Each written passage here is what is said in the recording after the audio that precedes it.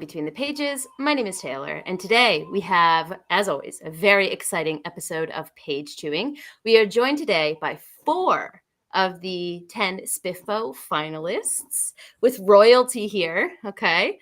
And SPFBO9 just closed out, and we are just so excited to be able to talk to you guys about your experience with the whole competition. But first and foremost, if you guys could do just a little bit of a self-introduction and let those watching know who you are, maybe the book that you entered into the competition, and anything else about what you do in the book space that you'd like to add.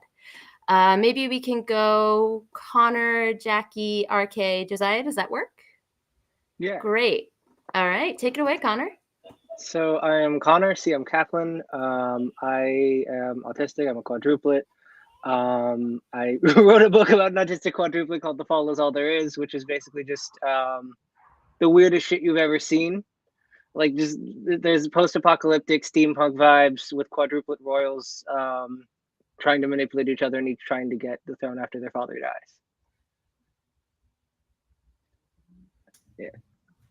Okay, I'm Jackie. I'm Jacquelyn Hagen. I'm the author of the Wickwire Watch. It's the first book in the Riverfall Chronicles. There are currently 3 books out in the series right now. The 4th one is coming out in a couple months this summer. It's the basic premise is it's about a boy who's being hunted down by dark spirits that he didn't know existed, and the only people who can keep him safe are a group of fugitives on the run from the law. Yeah, so that's me. Hi, I'm RK Ashwick, a cozy fantasy romance author. The book that I submitted for SPFBO is Arrival Most Vial, Potioneering for Love and Profit, and it is about 2 rival potion shop owners who have to work together on a joint commission, and they fall in love. Hello, I'm Josiah, aka J.D.L. Rosell. I'm an epic fantasy author, full-time at it. Have about 16 books, I think, out right now. My SPFBO finalist book was The Last Ranger, which on TikTok I pitched basically as a fantasy adventure following a lesbian ranger. So that basically gets you the gist of it. You guys are so good at your elevator pitches. It's almost like you've had to do that a couple times by now. But we are just so delighted to have you on here, truly. I do want to bring up just a couple comments we have here. Of course, Crystal Matar is here. Connor, Okay. The Blush Is All There Is, All right. Caplan. I light up we have like a Philip Christmas here. tree. It's snow. I'm excited for this conversation. Yes, thank you for being here, Philip. We have Luke here. Ooh, just finished editing a video and watched the wonderful discussion. Well, thank you for tuning in, truly. And Philip also had a comment about your books. I enjoyed all 4 of your books, each showcasing a different facet of fantasy. And I definitely agree with that. All of the different types of books we had this year was so much fun as a reader to experience. But before we get into the details of your individual works, I want to talk about the competition as a whole. So if someone's watching this, and we've so far, including myself in the intros, used the acronym SPFBO, it stands for the Self-Published Fantasy Blog Off, which is a self-published fantasy competition that starts with 300 books, ends up with 10 finalists, and finally 1 winner. And we have 4 of those finalists here today, as I mentioned. And the competition is very cutthroat by nature, 300 books to 1. There's a lot going on there. But being a finalist is its own experience in and of itself. And I know that Crystal, who is in the chat as well, has been a finalist before. And I've heard her mention she was very stressed, but she was happy that she was able to find a group of 9 other people that she's still friends with today. So I'm just curious kind of where along that spectrum your experience lies with the competition as a whole, or, being a finalist specifically. You can take either of those aspects, but anyone can take the question. What in general has been your experience with this competition? It's terrifying. I was going to say, I think Connor and I have had the opposite experience because Yeah. no one has followed my process. Everyone was on the roller coaster in terms of like checking all the reviews and like seeing the numbers as they come in and reading the reviews. I was the opposite. I was like, I'm going to hold all y'all backpacks and I'm going to go to the churro stand and I am not going to read the reviews. I'm not going to look at any of the numbers. I'm just going to be here. And I don't know if anybody else followed that process. So that was just me. So I was having a perfectly pleasant time just being friends with all these people. I don't have that kind of self-control to not look at these things. And I'm just, I think, very loud by nature. And so it just sort of leads to suddenly there's a lot more people tuning in for that loudness, like almost overnight. And so that was a bit of like, that really like messed with my head at first. It was a bit of an adjustment to go from like very like not that many people sort of like tuning in to anything I have to say to suddenly like it's just this hyper visibility. I'm like, oh God, I have to actually watch what I say now. I didn't know that this was something I had to do. Wow. So Hey, you're these important last now. It's so weird. these last few months, have you been watching what you're saying, Connor? Yeah, I know it's surprising, but I mean, this is me attempting to have some form of a filter. Okay, I'm just kidding. what about you, Josiah? What's your experience been like for this? Probably somewhere in between Connor and RK. So I read pretty much all the reviews for everybody as they went along, and sometimes it could ruin the day if it wasn't like whether it was for me or somebody else. I would get upset for bad reviews for other people too. But it was just so lovely having the finalist group. I do genuinely feel like friends with everybody that was in the finalists. I was super happy for Morgan when they won, and didn't feel bad at all about not winning. Like it was just lovely just being part of it. Yeah, I think I was also somewhere in between. I definitely started out like Connor said, obsessively checking everything, and then I think about halfway through, I realized it was not worth the pain and the agony and the terrible roller coaster ride. So yeah, then I dropped off a lot and kind of had to keep telling myself, perspective. You need to have perspective on all of this stuff, and it's don't obsess. And I think actually, Becca, you were very good at that, but I think Ryan was also there with you. I believe. He was with me at the Yeah. churro stand. Ryan Kirk was very good at that too, just kind of staying out of the way. So they were smart about it. But it was very nerve-wracking until you realize you get a bigger scope of what's going on and what it means and how subjective it is and everything. But definitely a positive experience overall. Oh yeah, for all I talk about how terrifying it is, like it was genuinely like lovely at the end of the day. And I would have been much more difficult if I did not have the other finalists to sort of talk to throughout the whole time. Oh, for sure. Yeah, that helped. Yeah. I wanted to put this comment by Ed up here. Crystal made friends. Thought we all became mortal enemies. Another finalist right here in the comments. Reluctantly bound together by the magic of Stockholm Syndrome. I also did want to put this up here. Tori Talks is here. So thank you, Tori, for coming by. Jad is also here. So I'm glad to hear that it's overall positive because, full disclosure, I am a judge over on Before We Go blog. So I'm on the other side of this, right? Now, Before We Go blog is an interesting judging setup or group because there's so many of us, right? So each book gets multiple reviews. So it's not like it lands on one person.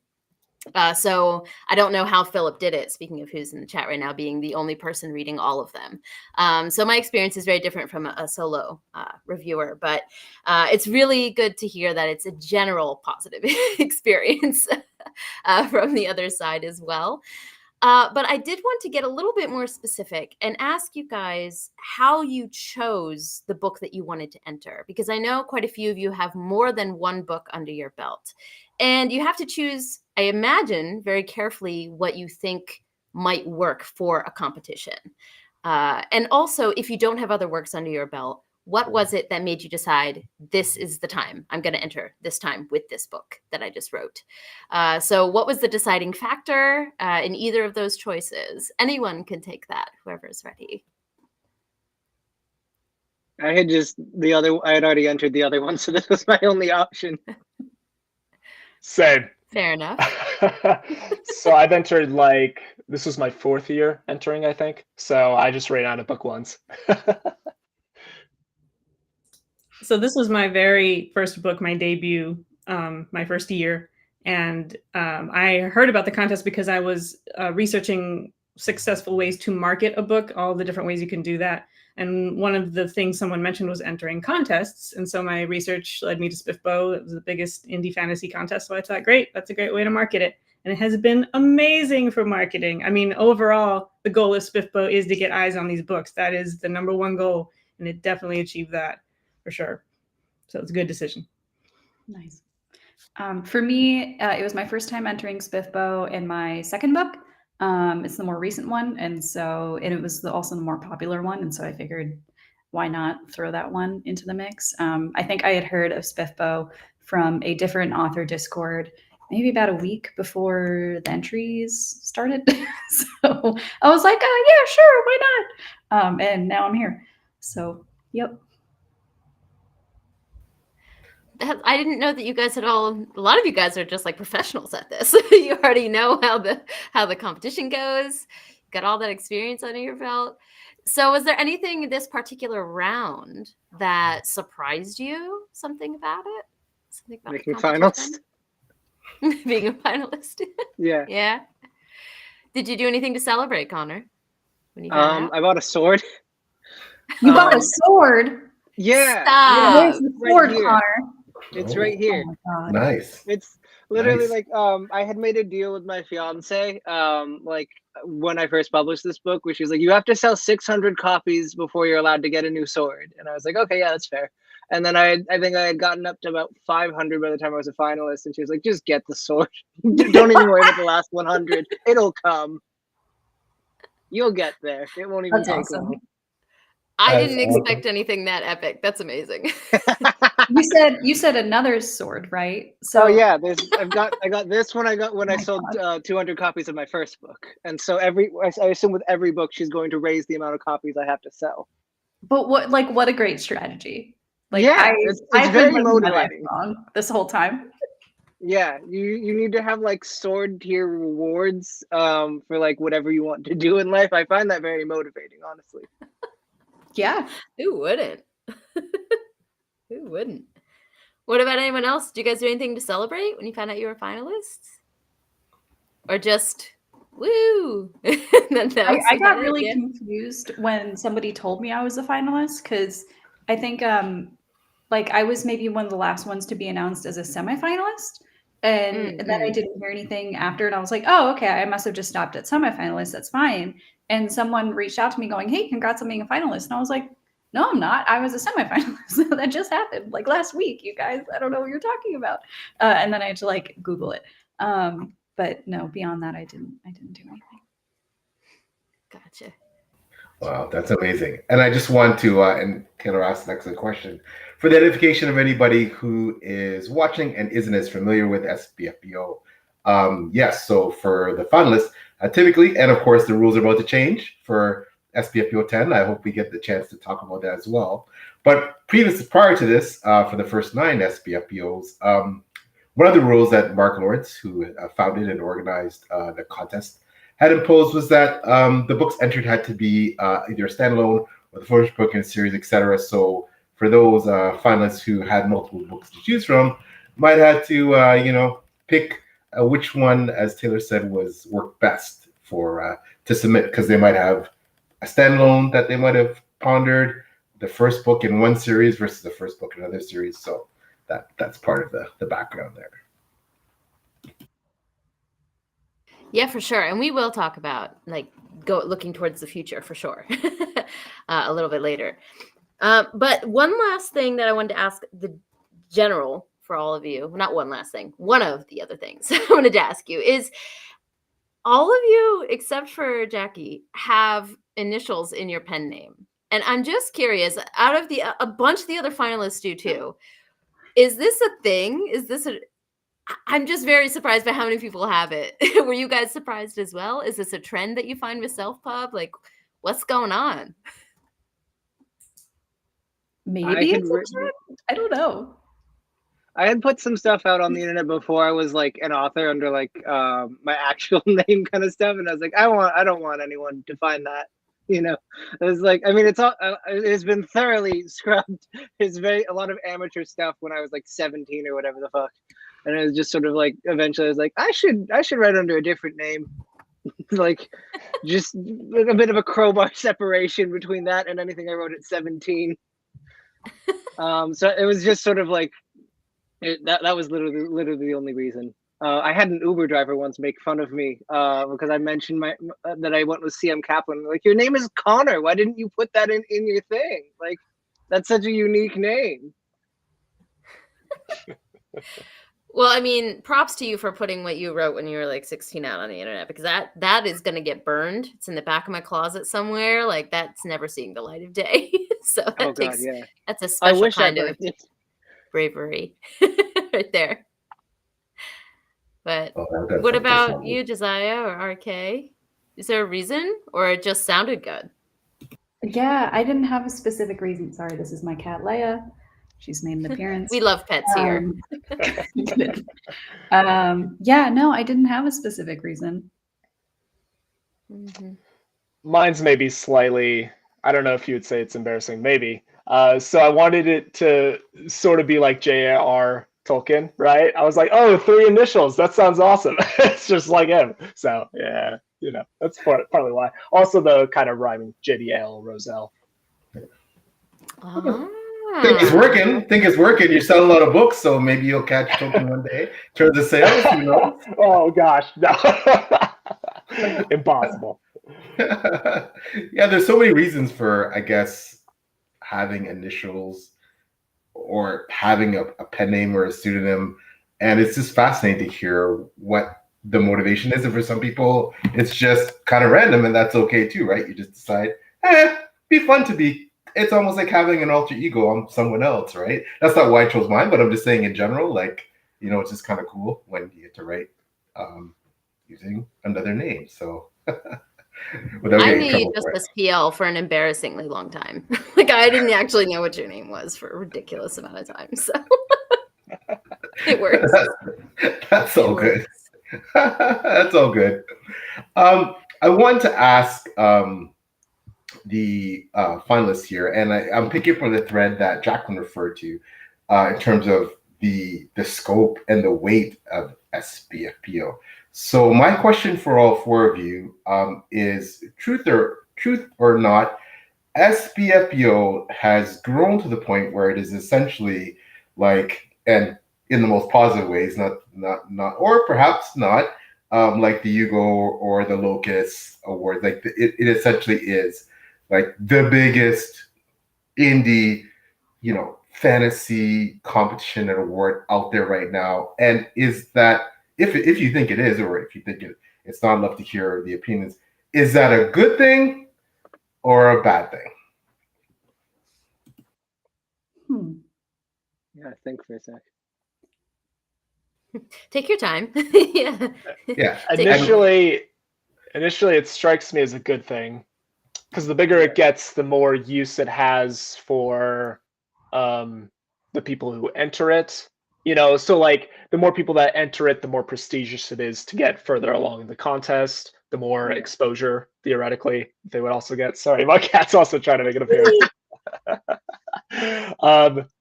So that's how it strikes me initially. I know there's been some controversy around how the selection process is for next year for SPFBO10, which I get, because as it gets bigger, right, it gets harder to enter each year. So that is a downside, but I think overall it's positive from my perspective.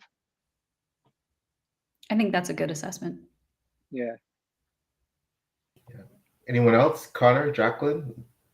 I think it's positive in terms of it helps as the prestige of the contest grows. It also helps with like authors get to know each other, and sort of like it helps with like making friends or networking, or like being able to find other people in like a community. Even if you don't even make semis, it often will like raise your profile just because more people become aware of you by virtue of being in the contest. So I think in many ways, it's a net positive. Even for people who don't get to like semifinals or finals, there's still like a boost that you get out of it. Josiah, I think your cat is about to bring something crashing down. Just FYI. I know. I see her back there. Oh, Mischievous. What's her name? Zelda. Zelda. Amazing. Oh, I would agree with everybody. Yeah, it's great that the contest is getting more traction and visibility. Largely positive thing, of course. And the only caveat, not really a caveat, but just, I don't know, note I would make is that as long as it's kept in mind what the aim of the competition is and what it is not, I think that gets mixed up a lot. Again, the main aim is to get eyes on books. There were a lot of people that got cut early and semifinalists and people who had great books who deserved more than they got. And it doesn't mean their books are terrible. It doesn't mean their books didn't belong at the head with everyone else. And there's a lot of luck involved. There's a lot of subjectivity. It is ultimately to get eyes on books. And there are a lot of people doing great things to further that cause. I mean, even after finalists are picked, there are other people doing, videos and threads and things to highlight other books in the contest, which is great. So I think overall very positive. Yeah, that's incredible. And quickly before I ask my next question, those are excellent answers, by the way. I do have to give, and we're so grateful for all of you being here, I do have to give a special shout out to Connor. He essentially organized getting you all together for both this broadcast, the first one with SPFBO finalists that we're doing now, and the second one that we're doing later tonight. So huge shout out and thank you to Connor for putting that all together. It really meant a lot. So thank you so much. Gracias, Connor. You're amazing for doing that. So thank you, Connor. Yes. So I also wanted to ask, in saying all this, and Taylor brought up some outstanding questions about the experience. Is this experience so obviously you get in this competition hoping that you'll make it far for most people that enter. Some people are, again, there's different motivations. Some people simply want to enter, see what happens. Just glad to have some bloggers who may have some ability to provide you with some traction, some influence to get your work out there. That's a motivation, obviously. But I think most of us would admit somewhere deep inside they're dreaming, oh, could I get to the semifinals? Could I get to the finals? Could I even win the whole thing?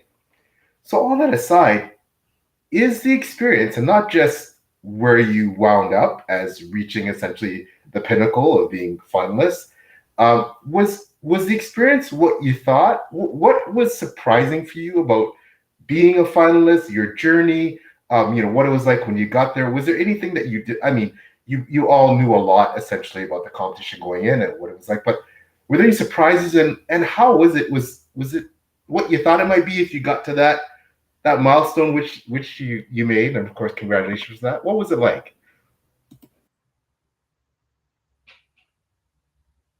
I think for me, since this is my first time entering and I didn't know a whole lot about the competition before I entered, I really didn't have any expectations going in. Yeah, I just figured it would just be like another thing where you submit the book, you kind of go away. If something happens, you hear about it. If nothing happens, no big deal.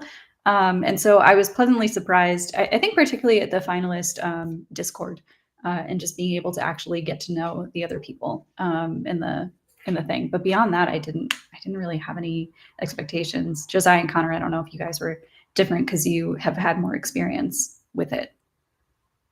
I had a lot of I knew a lot of what to expect because I was really good friends with Crystal in their year. And so during SPFBO9, I got a lot of DMs about how things were going during that process a few years back and everything. So it was kind of like a little peek behind the curtain as it was happening. And like the highest highs and the lowest lows. It was sort of like I kind of knew what I was in for. And it did deliver on a lot of what I was expecting in that regard. It was like a really, really cool journey, and also just a little bit wow, there's a lot of people. There sure are a lot of people with a lot of opinions. This is an interesting time, but it's been wonderful to get to know a lot of the finalists and everything, and and find all of the books through the last year of the contest and everything. A lot of people and a lot of opinions is a great way to just summarize this entire experience, I feel like. Yeah. There's a lot of us and we all got something to say. Yeah. What about you two, Jacquelyn, J.D.? What did anything unexpected, anything catch you by surprise? Maybe you thought, or that you learned along the way, or. Well, something that just struck me with what you guys just said, a lot of people, a lot of opinions, and any tiny tweak in the proceedings and the whole ranking could have been upended, at any moment. But yet, and it's a good surprise, but we were all so close. Yeah. So close. Like that was amazing. I was kind of heartened, actually. Am heartened by that. So, but that was a surprise. It was a good surprise. Yeah. Yeah, my answer isn't original. It was basically the finalist Discord. I hadn't even thought about necessarily making finalists, so even what that would entail, right? So having that Discord and just like getting to bond, even if it is Stockholm syndrome, like Ed says, still lovely to have those bonds and the background discussion. And related to what Jackie said, I think like for the longest time in the competition, weren't all the books only like, I don't know, like 1 point away from each other, or like 1.5, from last to first. It was nuts, particularly with how different all the books were. And again, someone mentioned subjectivity, just how a lot of the books weren't all the bloggers' cups of tea. Like there was, really like dark Western and also cozy fantasy and also cozy adjacent and then a murder mystery. It really just ran the gamut, and that was interesting to see how I think maybe some of the bloggers were thrown off by some of the subgenres, which is fine. But that was also interesting. If we're talking about how close things were, we have to point out it was 0.05 between Katie and Morgan for that first place. Like that's insane. Oh god, that was like intense. I was just like even just like Katie was like fifth or something for a while, and then there was like one score, and then all of a sudden she was at the top of the board. Yeah, that was just that. I mean, that in and of itself speaks to how tight the race was. And there were 2 ties, right? There was tie for third, tie for sixth. Yeah. Right. Yeah, we tied together. Got her. To be clear, I realized I did nothing to indicate who I was tying with. Yeah, I mean, as from a judge's point of view too, it was very interesting because being one judge on one team and then there's 10 blogs involved, we didn't know what the results would be either, right? We just knew what we thought. So we're also watching the boards, after we submit our points as well. So I thought it was thrilling to watch the end come out. And just for those watching, Morgan Stang is the one who is the winner. If you're curious, Murder at Spindle Manor 0.5 squeaked out as the winner, and it is well deserving of that title. So as everyone's books are in the top 10. Yes. I just want to shout Morgan out because not here right now. So to speak for himself or herself. So I have a couple individualized questions for each of you. Obviously, if you feel like adding more to it and we can go off into another discussion, that's totally fine. But I did a little bit of digging on your websites, and I'm very curious about how some of what you guys do in your life may have affected the book that you've written. So I would like to start with Connor, because The Fall Is All There Is, all of the reviews say how chaotic and genre bendy and just a beautiful mess your book is. Like pretty much every review says something of that, and how profound it is for being those things. But the thing that I see the most is genre bendy. So I'm curious if that was something that you specifically wanted to do. Did you want to take, all of these elements, post-apocalyptic, fantasy, horror, and blend them all? Or is that just kind of an expression of who you are in your life so far, and that's just what came out when you started writing?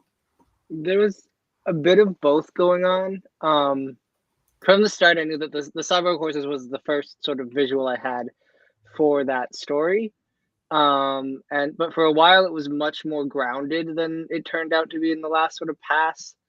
The weirdness only came like probably a couple months from the actual publication of the book, but it sort of arrived in layers. So like it was initially much more grounded, and then I think I got some feedback in a very, very late draft where someone was like, the cyborg horses are really cool, but it feels like there's that tech isn't necessarily layered out into the rest of the world. And I was like, oh, okay, so what would a society that could make whatever these things are do with other pieces of technology and everything? And it just sort of spiraled out of control from there. And so a lot of it came from just how I put it together in terms of like it all flowed very naturally.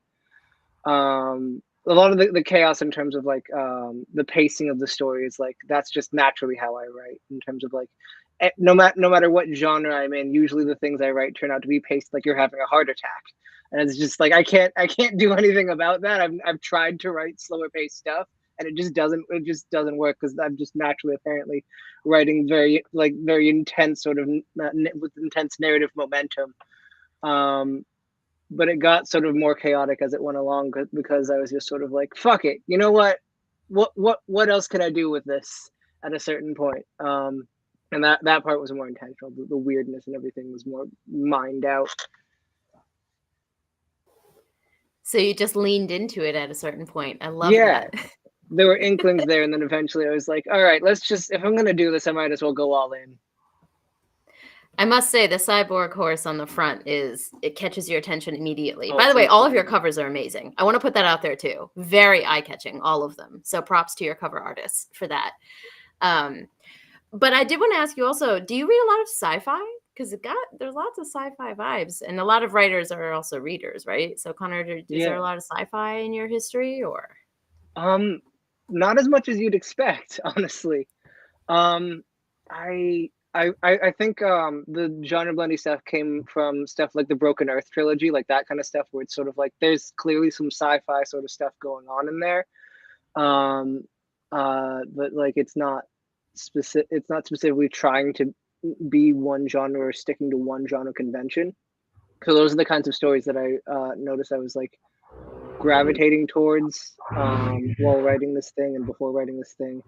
And I just sort of was like, well, if this is the kind of story that really is resonant with me, I should probably be doing something like that, because that's going to really help fuel my interest in getting to the end of this thing.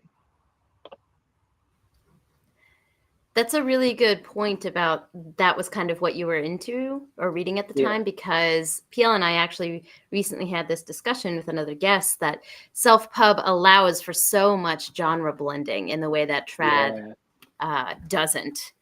And I'm wondering if you all knew you were going to go the self-pub route in the beginning, or was there a goal for going towards trad, or like maybe when you finally developed the story, maybe like in Connor's case, you're like, yeah, this is not like no editor is going to want this, but I want to do this, so I'm going to do it my way.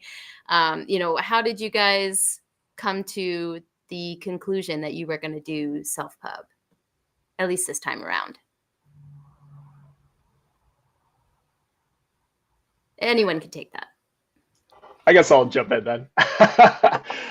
So my first book, it's now unpublished, but it was my manuscript for my master's program, and I tried. So it was kind of had like a different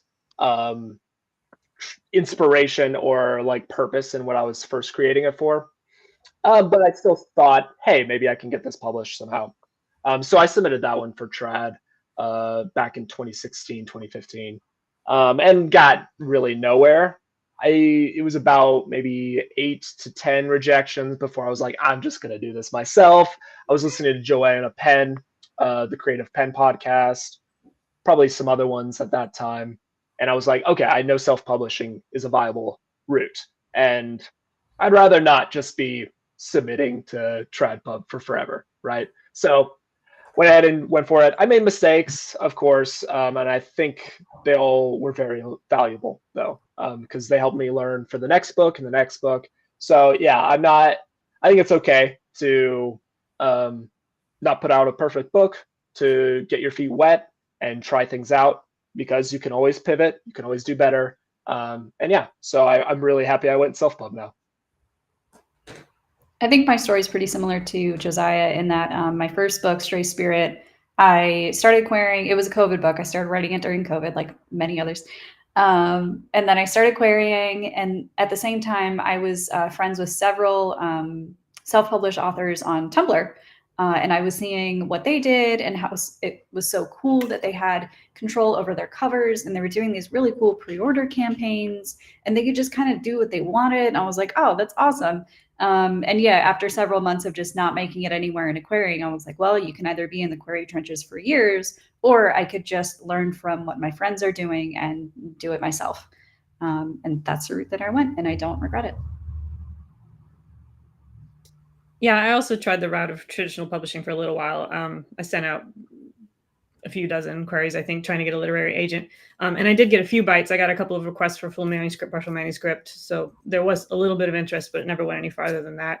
And they don't tell you the reason. It could be the market. It could be, a million things.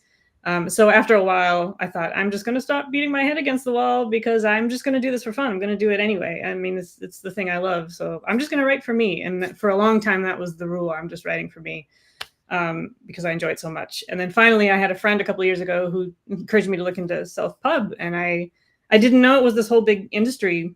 All of a sudden, I hadn't been following it. And so when I dug into it, did research, I also followed Joanna Penn and a couple of others. It really opened my mind. And like Becca said, I also love being able to be in charge of almost every aspect of it, to have that much control. It's a lot of fun, and I don't regret it at all. Yeah, I came to it because I initially queried with my debut, This One in the Street. I had finished it at when I was 23, and then COVID happened like a few months, like literally the month after I finished the final draft of it. And querying during COVID was just a terrible experience. Do not recommend. If there's going to be a pandemic, don't query during it. Next time there is one. It's like a lot of the feedback I got for it was like, this is really good.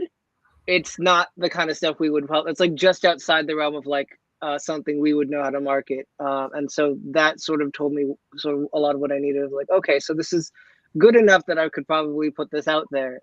But it doesn't seem like an editor's going to want to be anywhere near this. And so since then, I've just sort of gravitated towards self-pub.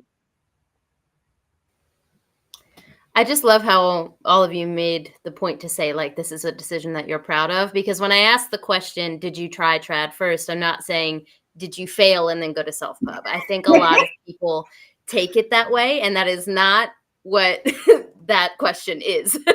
It's just two different choices, right? And as someone who is part of SPFBO and has been for a couple of years now, a bunch of self-pub on my shelves, I think people are really missing out if they don't allow themselves to perceive them in the same way. So it's really a shame, but I'm glad that all of you are happy and proud of the decision you made, because you damn well should be. But I wanted to ask another question, another specific question, this time to you, Jackie.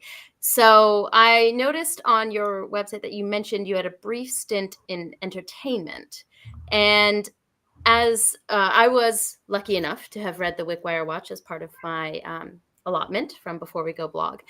And that book reads very cinematic at times, especially a particular setting that I shall not name here for spoilers. But there's a particular setting that reads very cinematic in how it moves and how it exists within the rest of the world.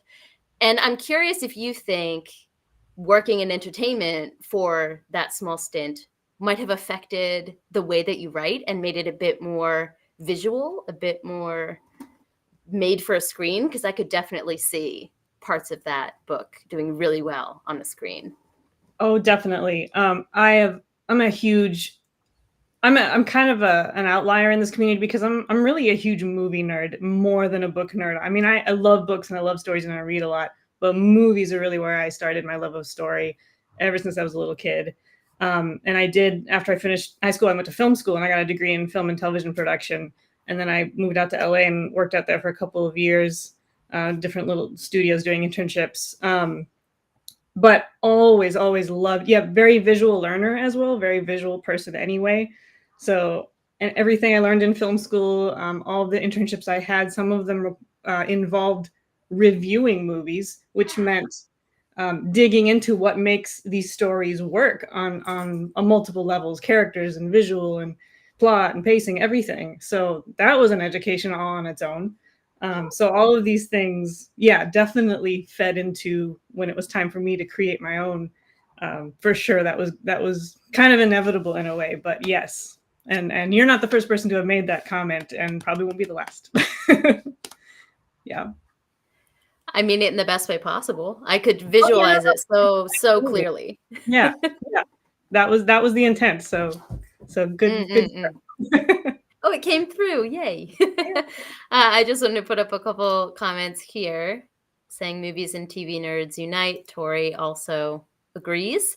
And also we have the lovely Esme here with us. Talk about a juggernaut in the reviewer space. And I did want to pull up a comment here from Philip, just going back to the closeness of the competition. He made a good point here. The close scores really reflect the high quality of the writing. And that is something that I noticed with everything that I read. The quality was top tier this time around. And Luke also says 0.05 is insane. I know it's a cliche to say, but all those books are winners. Yay! pretty much nothing between them in terms of scores, as Philip says, quality. So we are not alone in those opinions. All right. So next, I had a question for Josiah, actually. So I saw something that's also close to my heart, which is that you do archery as a hobby. And that's something I have also dabbled in my life. It's so fun. But there's a very obvious connection in your book that on the cover, your main character is an archer. And I was wondering if that came first, your interest in archery came after. What is the connection between the two, if there is one? And did it help you write your character? Yeah, no, it came from wanting to write an archer. So I had always been interested in archery, but I just never really had the opportunity or like the funds to buy a bow, and all the equipment that goes with it. So it was kind of like an excuse, to finally pick it up. And yeah, no, it's great. And I really enjoy it. I'm very bad still, very bad. But I'm enough to be dangerous, right? Probably to myself. So yeah, it apparently worked well enough. So like Julia Kitsavar, I can't remember her last name, but Julia, she's a reviewer over at Fantasy Book Critic. Faction, I think. Fantasy Faction. Yes, that's right. Yeah. And she had said something about archery and fantasy at one point. I was like, oh, I need to like reach out to her and see if she's interested in this sort of stuff.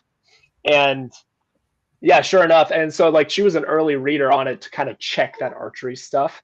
And as far as I'm aware, I think she's amateur as well, but she's been doing archery for a while. And yeah, it passed muster. So dipping my toes into archery did apparently work for the book. A bow is expensive, man. I don't blame you for wanting an excuse. But maybe you should switch to swords, like Connor. That work better. Oh, yeah. I definitely want to. No, there's some really good like $200 swords out there. Honestly, like there's some that like the really high end one cost $1,000, but there's if you know where to look, you can find them that are for like a reasonable price, at least as far as swords are concerned. We'll be talking, man. I didn't think I'd be getting sword recommendations, but I'm digging it. Hold on, I gotta say, Tori, are you listening? Because earlier she had a comment. Let me see if I can find it. Where's her comment? Hold on. Here we go. I'm definitely utilizing the sword strategy from now on. So you're getting the inside intel right now. It's a solid strategy. Sabers especially, there's some really good ones, like they're like really solidly constructed ones for like $50 on Amazon. Like those are especially like somehow pretty easy to make, apparently. And Esme agrees, being a judge was painful this year. And Tori says, I'm saving up for a katana. It's going to happen. Love that for You you. deserve a katana. Truly. And then obviously, last but certainly not least, I have a question for RK, which your book is, it has a lot of elements going into it. You know, there's the romance element, there's the cozy element, but all of it is kind of wrapped up in this potions dynamic, right? It's kind of like the package which everything comes in. So I'm curious, what made you choose potion making as the vessel for your story? Because there's a lot of things that can carry that. So why potions?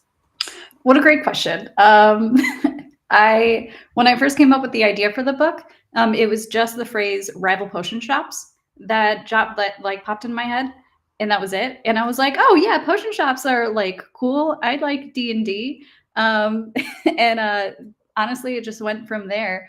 I don't have any specific potion or science background. I actually had to talk to a couple of my engineering and science and like chemistry friends on Tumblr to ask a little bit about some of their processes, and particularly for the artwork in the book, ask about like, hey, how do you structure your notes, and how do you structure like diagrams and like chemistry notes and things like that. But I guess the inspiration deep down must have come from my love of D&D NPCs. And just the various things that they can do. So it's not just the potioneers on Rosamond Street, but also there's the jeweler and the armor and the artificer, and they're all friends. And there's no combat, and nobody's dying, and it's great. I love D&D NPCs. I love cute little towns that you can go shopping in. But yeah, I guess that's also why I write cozy. So. No one's dying and you can go shopping in a cozy town. That's a perfect selling point. I know many people who would love to read that. Very much so. Yeah, that's absolutely incredible. I did want to ask for all of you, for all the finalists. So I know for myself as a judge, I'm feeling Taylor feels the same way. People such as Philip, who are watching in the audience, those are some judges. I know we certainly feel, and it actually astounds me every year I've done it as a participant judge, just how intense things are and the hype. Like it seems with every year, the hype for this competition grows, and sometimes it's almost as if you get lost in that. But at the end of the day, there's a competition. There's people who move on. There's an eventual winner, and there's also a lot of positive benefits, I think, that some of you have talked about as being part of it. And then there's the aftermath, and it almost seems as okay, we've barely announced the winner, and then it's on to the next competition, right? So, but there is a residual from all that, and I think sometimes we forget what the residual is, especially for like the finalists and the finalists, the semi-finalists, and everyone who's been part of the competition. So now that the competition is finished, how has this whole thing, how are you feeling now that the hype obviously is in a way, there's this crescendo, and then the winner's announced and it's amazing and everybody's focus seems beyond that, and then it's over, and then we're on to the next competition. So what are some of the residuals for you that have come out of this build up, this hype, and now you're okay, now you that finalist flags fly forever, that finalist tag is going to be with you forever.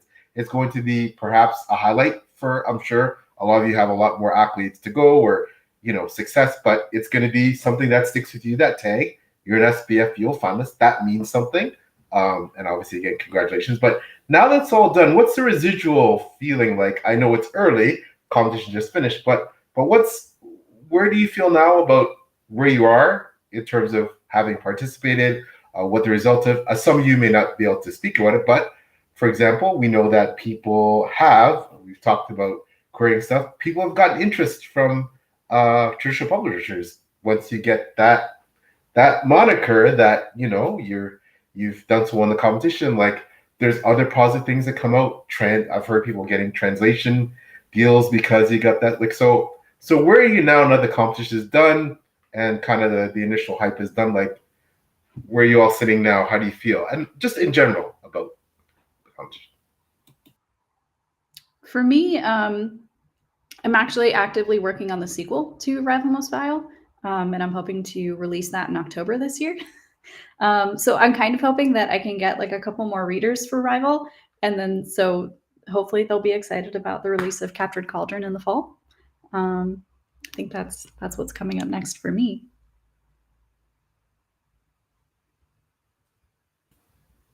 Yeah, no, I've got I've also got a book too that I'm working on. It's a lot easier to write now that the contest is over, because every time I tried during the contest, Crystal Matar gave me advice of like work on something else, because in their experience, like anything they worked on during their time in the contest, it was just sort of like by the end of it was just like I hate this. I can't work on this anymore. And that was true to my own experience with this, where it's like by the end of it, I was working on a bunch of completely unrelated stuff.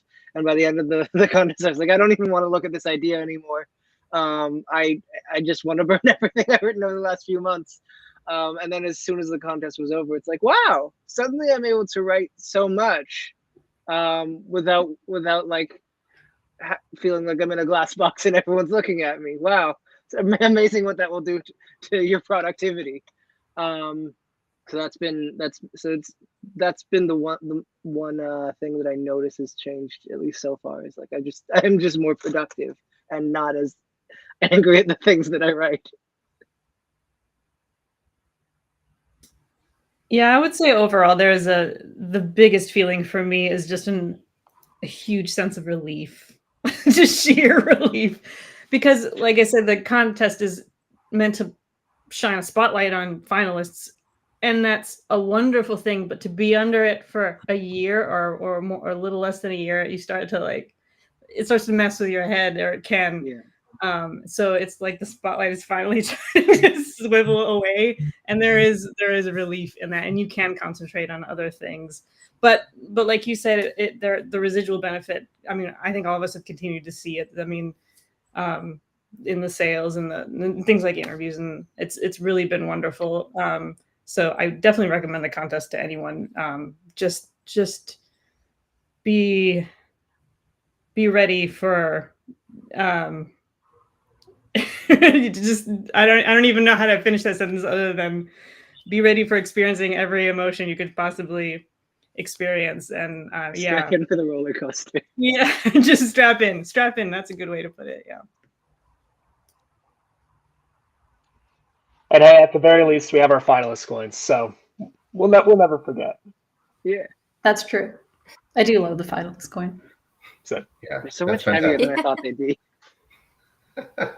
No, it is fantastic. And I just want to quickly say, before I start off with my questions and all that, that from what I can see, and again, even as a judge, I'm sure Taylor would agree, you're also caught up in a lot of the hype and immersion, and with every review and trying to track all the different blogs reviews, and comparing our reviews of this book to another blogs, and talking to the other bloggers, they thought after the reviews come out, and just we're all wrapped up in it, right? And it's wonderful, it's amazing, it's exciting. But yeah, it is I can imagine as being a finalist also too is rewarding. Like you said, there is somewhat of a potentially a pressure cooker. I know it seems like arcade for you kind of managed to manage it really well and more or less tune out, but I think that's rare, and kudos for that. But I think a lot of finalists that we've talked to in the past, yeah, they feel that pressure. But I'd like to say that from my very outside unexpert opinion, you and all the finalists I've seen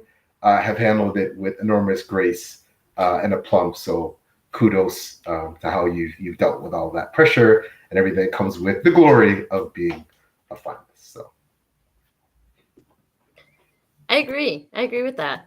Not only is it a pressure cooker, but like you said, there's a lot of people and lots of opinions. So I'm sure the book community has been interesting this year with the relationship between reviewers and authors. There's just it's a cyclical thing every year, but it really seems to be picking up this year in the way that those two camps have been communicating with each other. So it was a very fraught year, I feel like, to know how to engage with a review. So if you don't feel comfortable sharing any personal thoughts you had, that's totally fine. But I'm wondering if there were any challenges in that specific realm where maybe a review came out, and not that you would scream about it on main, because most people would not do that. But if there was a review that came out that made you feel, oh, someone really understood what I was trying to say here, or that's not what my intention was, and yet, right? So did you guys feel like you had any standout moments like that? You don't have to name the review or anything, but a standout moment where a review made you reflect on your writing in a different way, or maybe in a positive or a negative light, either way. I didn't realize what I was writing was so dark. I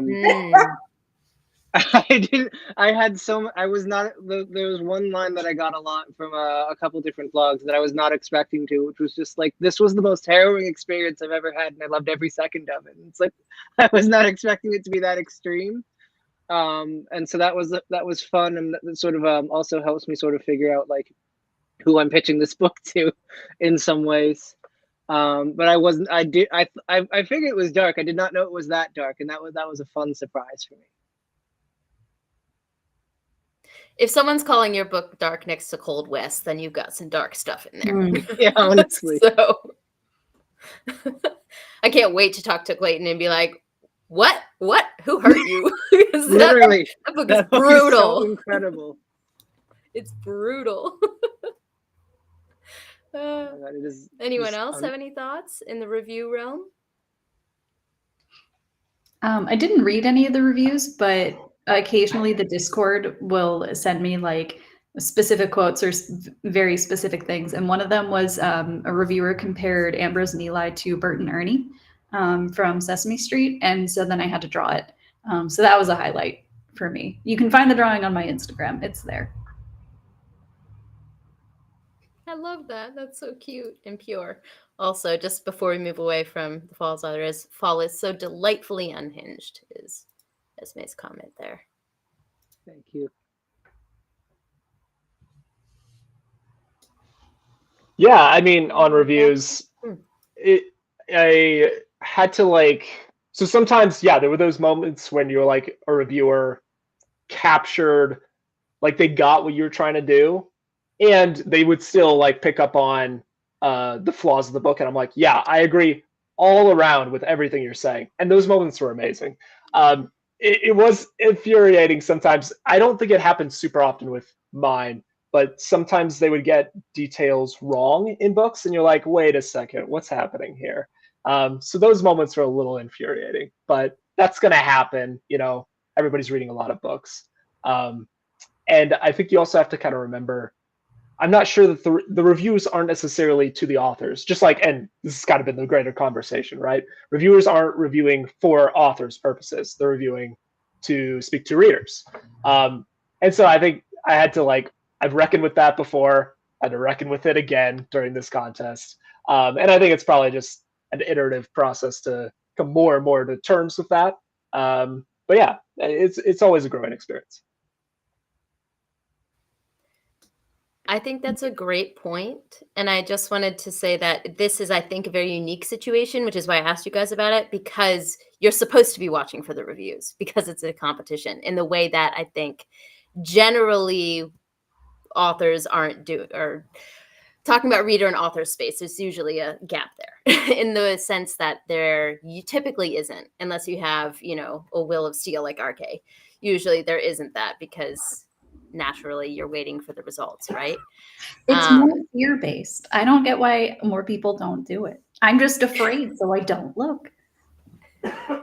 You know, I think that that's a certain type of bravery and strength in and of itself, though, because there are a lot of people that are afraid of it, and therefore they look, right? So, but I didn't want to take away Jackie's chance to also comment on what I said. I just wanted to add to it, Josiah said. Did you have any thoughts in that realm at all, Jacquelyn? So I think all of us have had our highs and lows, and at this point in the competition, like Josiah said, the reviews are for readers; they're not for the authors. You can't go back and fix things and then resubmit while you're a finalist in the competition.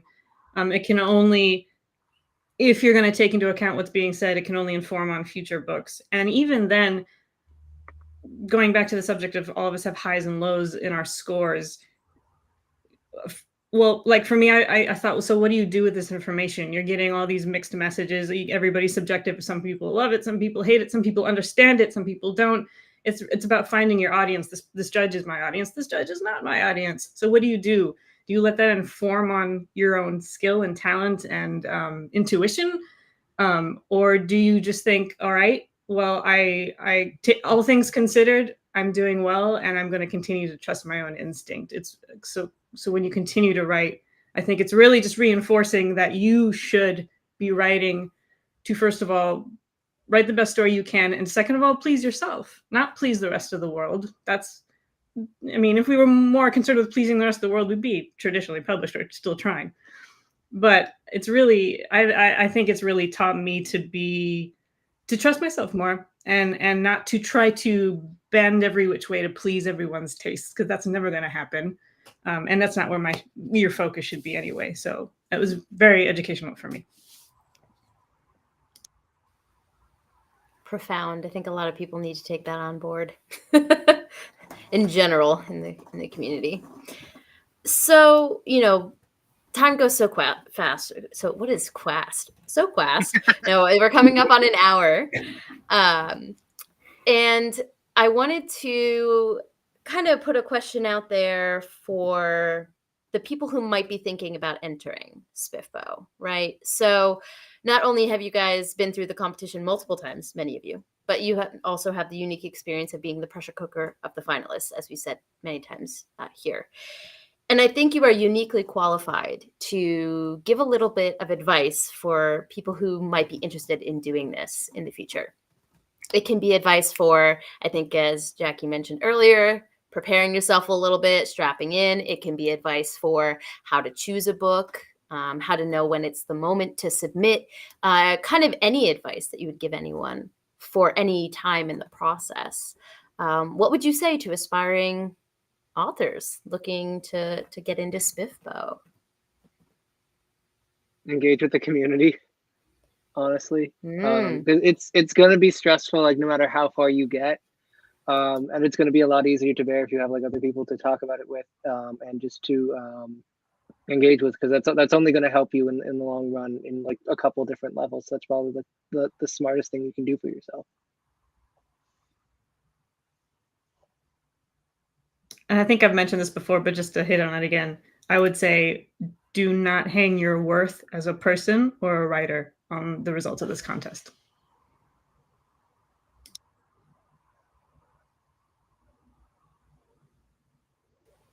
That's a big question, so take your time answering it, both of you. But I do want to comment on Connor's advice there, which I think is a really good suggestion, not only for those who are submitting, but also for those who are just readers. Like if you follow the SPFBO competition, even if you're not involved in a official capacity as a judge or whatever like that, engaging with the community as you're reading them, whether it's writing a blog, just posting on Twitter when you loved a book, as Jacquelyn said many times, it's getting eyes on books. So engaging with the community and talking about a book that you read that you enjoyed, especially in connection with this competition, I highly encourage everyone to be doing that. Even if it's not rating the book, just saying, I liked this, right? Because I know Philip doesn't do stars, right? So I'm not saying you have to write a Goodreads review, but I do really encourage people to just shout about it if it's something that they enjoyed from the reader's side.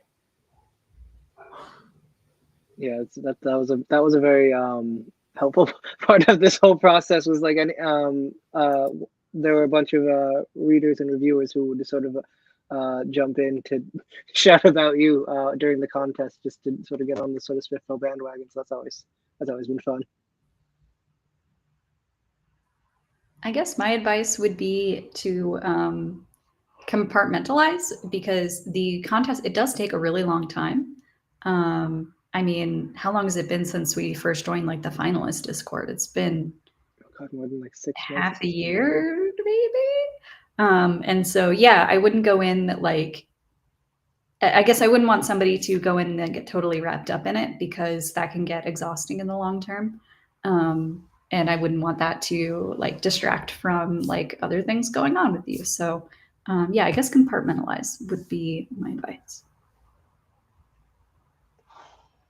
This dovetails along with what everybody else is saying, and I think we said it at the beginning, but there's a lot of luck, especially I think in those early rounds to advance. Like who you get placed with, what's their taste, do they get what you're putting down? So just remember it, like keep your expectations, hope for the best, expect the worst, that trite statements. But I think that could really help with your mental health, and that this can be very draining on it. So you don't want to do that. For sure. It is a long haul. It takes a long time to read that many books, even with all the judges going on all cylinders, so that's great advice. And I did want to put up Crystal's comment here because it's kind of a reflection of what everyone was saying. The only thing it changed, I'm meaning reviews in the competition, I think, in my later writing, is teaching me how to think about my intended audience ahead of time instead of figuring out who they are after publishing, which I think is a great way to look at it in retrospect. But time. Okay, so I have more questions, but you've all been so delightful and wonderful to talk to. And I want to give everyone watching this a chance to know where to find you, what to look for from you. Because clearly y'all are good at what you do, considering where you got in this competition. So if people want to get your books or see your future things, just get to know you a little better on social media, if that's your thing, go ahead and let people know where they can find you, where they can buy your stuff, and anything you have planned for the future. Maybe we could do the same order as the sign in, the introduction. So what was it? Connor, Jackie, Josiah, and RK, I believe. Yeah. So The Fall Is All There Is on Amazon and Audible. I'm on Twitter at CM Caplan Writes, and everywhere else is the CM Caplan. I'm most active on Twitter, so if you want to reach out, that's probably where I'll see it. I'm most likely to see it. And then I have a link tree somewhere that's probably at the CM Caplan that has any other sort of relevant links. So my book, The Wickwire Watch, it's wide, so you can find it Amazon, Barnes & Noble, Kobo, anywhere they sell books, really. And like I said, the first 3 books are already out. All of them are also available on audio on Spotify or ACX or Audible, anywhere you get audiobooks. And I'm working on the 4th one. It will be out in a couple months, very shortly.